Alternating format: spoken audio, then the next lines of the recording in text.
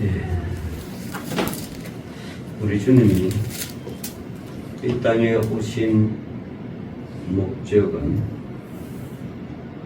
여러 가지 되겠지만 그 중에 하나가 십자가로 하나님과 우리를 화목하게 하시기 위하여 오셨다는 사실입니다. 사람이 한번 마음이 상하고 한번 원수가 지면 그 앙금이 굉장히 오래 남습니다. 아니 죽을 때까지 용서 못할 수가 있어요. 오직했으면 로미오와 줄리엣가 원수 집안인데 그 부모들이 자녀들이 죽는 것까지 알면서도 반대를 했겠습니까? 그거는 뭐 햄릿의 소설이지만 그런 일들이 이 땅에도 비일비재하게 일어난다는 사실입니다. 나와 상관이 없으면 괜찮아요. 뭐 상관이 없으니까 말하기 쉽죠. 아이 화해해라. 너 그거 가지고 그러냐? 그러나 그거 가지고 그렇습니다. 상당하게 힘듭니다. 아무것도 아닌 것 같은데 그 아무 것이 아닌 게 아니에요. 아주 그냥 머리 쥐떡거려서 싸우고 또 위협을 느끼기 때문에 요즘 여러분 이스라엘과 이란 피 튀기게 싸우잖아요. 러시아와 우크라이나 피 튀기게 싸우잖아요. 많은 젊은이들이 전쟁에 나가서 죽어도 용서 못하겠다는 겁니다. 용서가 안 된답니다. 이유가 뭔지 모르지만 하여튼 용서가 안 된다. 죽어서도 못한다. 그래서 우리 종종 말하죠. 내 눈에 흙이 들어가기 전에 내가 용서 못하겠다고. 근데 흙 들어가면 용서 안 할래야 안 할 수도 없고 어떻게 할 수가 없어요. 끝났는데 뭘 해요. 자, 그러면서까지 치열하게 싸웁니다.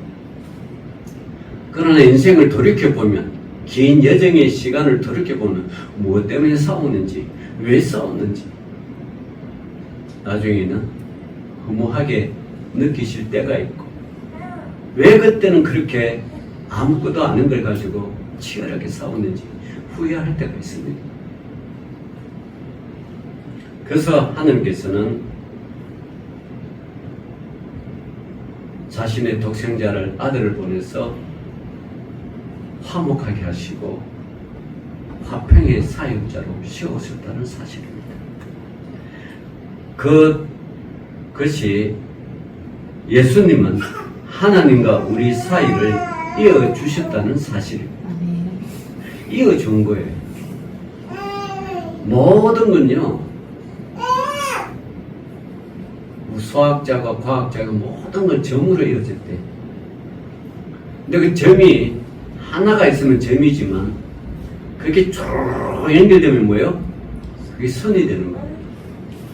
이어졌다는 겁니다. 선이 이어져야 길이 되고요.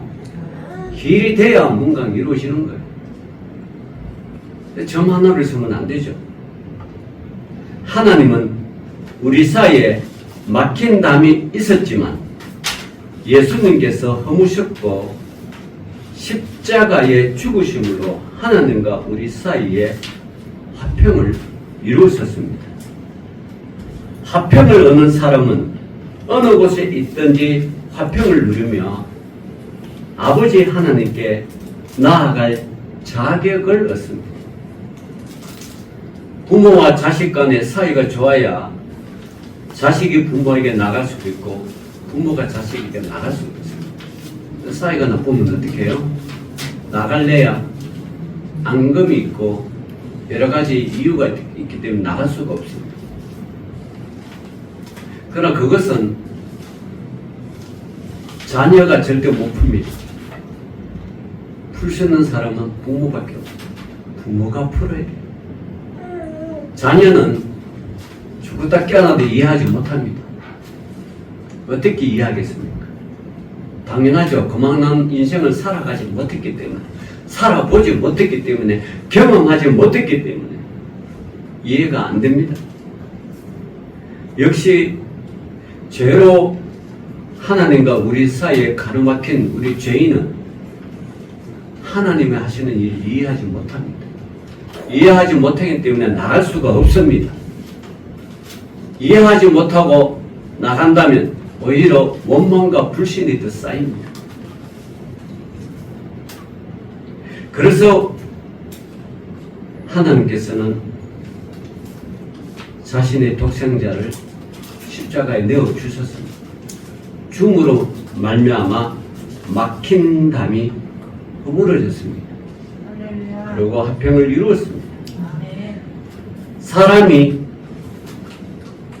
사는 이곳에도 갈등이 존재합니다. 갈등은 종종 드라마와 소설의 소재가 되기도 합니다. 소설을 쓰는데, 드라마를 보는데 갈등이 빠지면 재미가 없죠. 아예 소설 자체를 만들어지지도 못합니다. 어떤 드라마는 부부 간의 갈등, 가족 간의 갈등만을 주제로 다툽니다. 갈등이 심해지면 급기야 부부가 이혼한다고 법정에까지 가는 경우가 많습니다. 드라마는 부부간의 화해를 위해 부부에게 생각을 바꾸고 한 사람의 입장만 생각하고 동조하면 나도 모르게 드라마 속에 나오는 그 주인공의 갈등처럼 빠져들 수가 있습니다. 보고 배워야 하는 목적이 변질되며 오히려 나쁜 것을 배울 수가 있습니다. 사람이 갈등을 겪는 이유가 무엇입니까? 이 갈등은요, 나무에 비유합니다. 여러분, 산에 가면 갈나무 똑바로 안 큽니다. 꼬아가면서 큽니다. 비밀. 등나무 역시 꼬아가면서 핍니다. 자랍니다. 갈나무와 등나무가 만나니까 더 뭐요? 더 꼬이는 거죠. 그게 갈등입니다. 그럼 갈등을 겪는 이유가 무엇입니까? 사람 사이에는 자존심, 욕망 등이 대립하기 때문입니다. 죄는 옳지 않은 방법으로 욕망을 채우고 자존심을 세우라고 유혹합니다. 넌 자존심도 없냐? 여러분, 자존심이 내려놓으면 갈등은 저절로 치유됩니다. 그러나 그 자존심 때문에 갈등이 생기는 거죠. 하나님을 떠난 사람의 원죄가 인생에서도 죄를 짓도록 유혹합니다. 사람에게는 원죄는 하나님으로부터 멀어지는 것, 하나님과의 관계가 깨진 것입니다. 하나님은 사람에게 있는 원죄를 사라지게 하고 싶으십니다. 즉, 하나님께서 사람들과 관계를 회복하고 싶으시다는 사실입니다.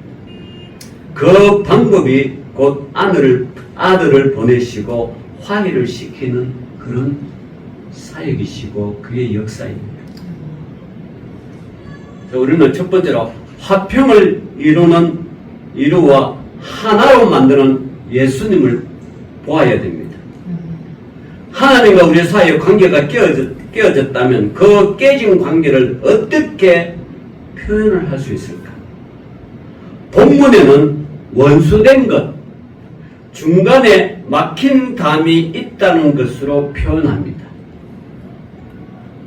과거 독일에 베를린 장벽이 있었습니다. 베를린 장벽은 베를린 안에 있어요. 독일 수도가 옛날에 베를린이었어요. 근데 그 베를린 안에 원래 동독과 서륙이 나눠져 있는데 그 베를린 안에서도 또 동독, 동서가 나눠져 있어요. 제가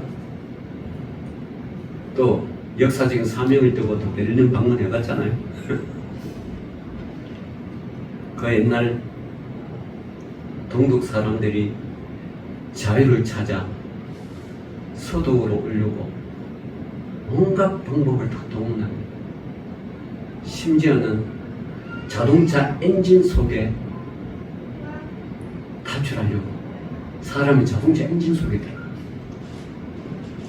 그 사람은 자동차 엔진 속에 들어갈 수 있나요? 고양이는 겨울에 추워서 가끔 엔진 속에 들어간다 그러더라고요. 그래서 시동 걸 때 우리 도시에는 뭐 별로 그런 게 없지만 시골에서는 뭐 이게 동물들이 추우니까 뭐 엔진 속에 그 시동 걸 때 툭툭 두드려 가지고 깨운다든지 툭툭 두드려 가지고 동물을 쫓아내고 못 모르고 시동 걸면 어떡해요? 차가 망가지는 거죠.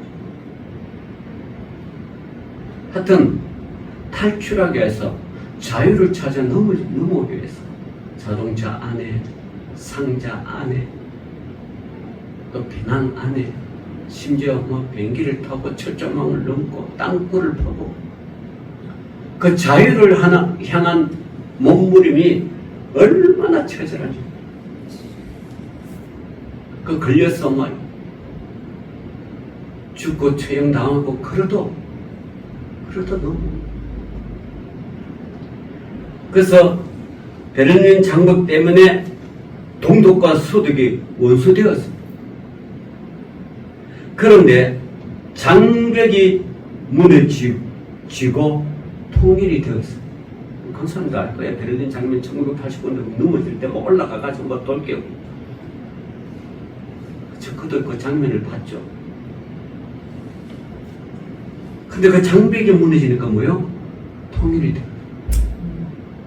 대한민국에도 휴전선 철책이 있습니다. 남과 북이 대치하고 있습니다. 하나님과 우리 사이에 막힌 담이 있다면 대립하고 있다고 볼 수 있습니다. 자, 여러분, 우리나라 휴전선 철책이 없어지면 대립할까요, 안 할까요? 철책이 없어져 버렸어. 철책이 없어지면 왕래가 있잖아요. 그럼 대립 안 할 것 같아요. 그럼 뭐 때문에 대립하나요? 철책 때문에 대립하는 거예요. 하나님의 역사로 그냥 태풍이 불든 뭐 어떤 홍수가 나든 철조망이 막 휴전선 185마일 이렇게 동서로 가리고 싹 그냥 철거해 버렸으면 좋겠어. 그러면 그 지금 초소도 없어질 거고 사람이 왕래하잖아요. 응? 왕래하면 통일되지 않겠어요? 대립이 없어지지 않겠어요? 막히니까 대립하는 거죠. 하나님이 우리가 그럼 대립하시겠습니까? 천만의 말씀입니다. 사람이 하나님께 대하여 담을 쌓고 하나님과 대립하고 있습니다. 하나님과 원수로 살려하는 사람도 있습니다. 그렇지만 하나님은 막힌 담을 흘고 싶어 하십니다. 하나님이 사람과 화해하고 싶으십니다. 원수로 행동하는 사람을 용서하고 싶어 하십니다. 하나님이 그 방법을 실행하셨습니다. 그것은 아들을 보내어 막힌 담을 허무는 것입니다. 하나님이 아들을 화평으로 삼으셨습니다. 과거에는 율법이 하나님과 화평하게 하는 수단이었지만 율법으로는 도저히 안 되니까 새로운 방법으로 화평을 이루어야 한다는 사실입니다. 아들이 세상에 오셔서 당신의 육체를 십자가에 내어주심으로 막힌 담을 허물었습니다.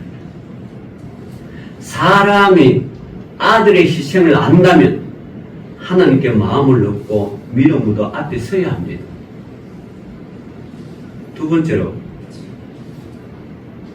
우리 예수님은 원수된 것을 십자가로 소멸하신 분입니다. 갈등이 심해서요, 법정 다툼을 하는 사람들에게 이 갈등을 해결하기 위하여 조정위원들이 있습니다. 조정위원들이 그 역할을 합니다. 서로 조금씩 양보하여 갈등을 끝내라고 권합니다. 조정위원들의 제안을 받아들이면 갈등을 털어버리고 끝내고 편안할 수가 있습니다. 물론 마음에는 앙금이 남겠지만 더 이상 법적으로는 다툴 일이 없습니다. 법정에 조정위원이 있다면 하나님과 우리 사이에는 화해자와 중보자가 계십니다. 그분이 바로 예수 그리스도이십니다. 법정 다툼을 하는 사람은 조정위원의 제안을 받아들여도 앙금이 남겠지만 예수님은 하나님과 원수되었던 우리의 죄를 십자가에 달리심으로 말끔히 해결해 주셨습니다. 이 해결은 하나님과 우리 사이에 가까워지는 정도가 아니라 아예 한 몸으로 만들어 주시는 일입니다. 그래서 우리 예수님께서 내가 너 안에 거하고 너가 내 안에 거한다 이런 말씀이죠. 하나님이 우리 안에 계시고 우리가 하나님 안에 있는 것입니다. 하나님이 우리를 사랑하시고 우리가 하나님을 사랑하는 모습입니다. 십자가가 예수님 당시에는 형벌의 도구였지만 하나님께서는 그 형벌의 도구를 화복의 도구로 사용하셨다는 사실. 이왕이면 좀 더 그럴듯한 멋진 도구가 있었을 텐데 왜 하필이면 십자가 형이었을까? 고상한 도구를 사용하면 고상한 사람들이 쉽게 받아들였을 텐데 왜 십자가일 겁니까? 하나님이 이렇게 고상한 것을 사용하면 그러면 우리의 죄가 해결될까요? 우리의 죄가 결코 고상하지 않기 때문입니다. 우리의 죄가 고상하지 않기 때문에 십자가라는 무시무시한 사형의 형태를 사용하셨다는 사실입니다. 참혹함으로 얼룩진 우리의 죄를 소멸하려면 참혹한 수단을 내세워야 한다는 사실입니다. 세 번째로 우리 예수님은 가깝고 먼 데에 평안을 전하신 예수님입니다. 참혹한 십자가를 보는 사람들은 무엇을 생각할 것입니까? 보통 사람들은 십자가에 달린 사람에게 심각한 죄가 있을 것이라고 추측합니다. 우리가 특히 한국의 정치 이 상황은 여당도 야당에게 야당도 여당에게 프레임을 막 씌워요. 저 사람 이런 죄가 있고 저런 죄가 저런 죄가 저런 죄가 막 프레임을 막 씌워요. 그럼 그것도 한두 번 들으면 아닐 것 같아. 자꾸 들으면 그 프레임이 진짜 있는 걸로 알아. 그게 우리 인간이고 여야 정치인의 싸움이에요. 국민 여러분들은요 그 프레임에 갇히지 말기를 바랍니다. 그 프레임에 갇히지 말아야 정확하게 대한민국을 위하여 일할 사람이 어떤가 보이는 거예요. 지금 현직 대통령 여러분, 죄가 있는지 없는지 저는 모르겠습니다. 그러나 제 개인적으로 생각해 봅니다. 저렇게 죄가 몇 가지가 있는데 우리는 한 가지면 죄만 있어도 막 잡혀가고 경찰에 왔다 갔다 하고 추석하고 뭐 재판받는데 저렇게 죄가 몇 가지인데 한 번도 죄가 있다고 판명 안 났잖아요. 났어요 안 났어요? 안 났어요. 그럼 뭔가 프레임을 덮으시거든요. 저런 죄가 있을 거야. 그 프레임을 들은 사람은 저런 죄인이 어떻게 대통령 되고 저렇게 한 범죄자가 뭔 대통령 되고 저런 사람이 뭐 국회의원이 되고 저런 사람이 국무위원이 되고 저런 사람이 국무총리 되냐 막 프레임을 막 덮으시옵니다. 여러분 죄는 프레임으로 덮으시는 게 아니라 죄는요 법정에서 밝혀지는 거예요. 있든 없든 그죠? 프레임으로 덮으셔가지고 제가 있다 말하면 안 돼요. 죄는 어디서요? 법정에서. 헌법과 법률에서 그렇게 밝히지는. 근데 정치는 그 프레임을 가지고 막 더 씌우는 거예요. 그래서 사람을 갖다가 멀쩡한 사람을 막 괴물로 만들어. 보통 괴물이 아니야. 엄청난 괴물로 만들어. 그 괴물로 만들어가 괴물을 통째로만 막 나라가 뭐 어떻게 절대 날 것 같아. 여러분, 죽었다 깨어나도 나라 절대 안 됩니다. 걱정하지 마세요. 이 나라가 어떻게 쉬운 나라인데, 하나님이 어떻게 보호하신 나라인데, 나라를 절대 내겠습니까? 절대 낼 것 같으면 벌써 내지. 그런 프레임을 막 씌운다는 거예요. 색깔을 막 덧칠한다. 형체를 알아볼 수 없을 정도로. 사람 얼굴에 여러분, 빨간 스프레이를 막 뿌려봐요. 빨갛게 되는 거지. 까만 스프레이를 막 뿌려봐요. 그럼 뭐가 돼요? 까맣게 되는 거예요. 원래 사람은 그렇지 않은데 막 뿌리는 거예요. 그걸 잘 우리가 분별해야 돼. 정치인들은 아무리 부정사도 그걸 잘 분별하는 사람이 현명한 국민들이고, 그 현명한 국민들이 나라를 이어가는 거예요. 정치인들은 나라 안 이어가. 정치는 나라를 파멸시키려는 거예요. 제가 볼 때는 정치인 나라를 파멸시키고 국민들의 나라를 지금. 여러분, 6.25 때, 예? 또 임진왜란 때, 아니 왕이 싸웠습니까? 왕이 나라 지켰어요? 아니에요. 백성들을 지켰어. 6.25 때 전쟁이 일어날 때 대통령이 나라를 지켰습니까? 아니요. 대통령은 방송 막 틀어놓고 지금 벌써 대전으로 피난 가고 있어요. 근데 방송에는 국민 여러분 안심하십시오. 우리가 북진하고 있습니다. 이게 정치인들이에요. 여러분, 이게 왕들이에요. 나라를 지켜서 누구예요? 국민들이에요. 그냥 프레임을 씌우고 그렇게 속지 마세요. 그래서 참혹한 십자가에 주님께서 달려 죽었는데 사람들이 생각합니다. 아, 저 예수님은 심각한 죄가 있었을 거야. 그 성경은 뭐랍니까? 이사야서 53장 4절에 우리는 생각하기를 그는 징벌을 받아 하나님께 맞으며 고난을 당한다 하였노라. 이사야서는 그렇게 이야기했습니다. 그러나 예수님은 죄가 없으신 분입니다.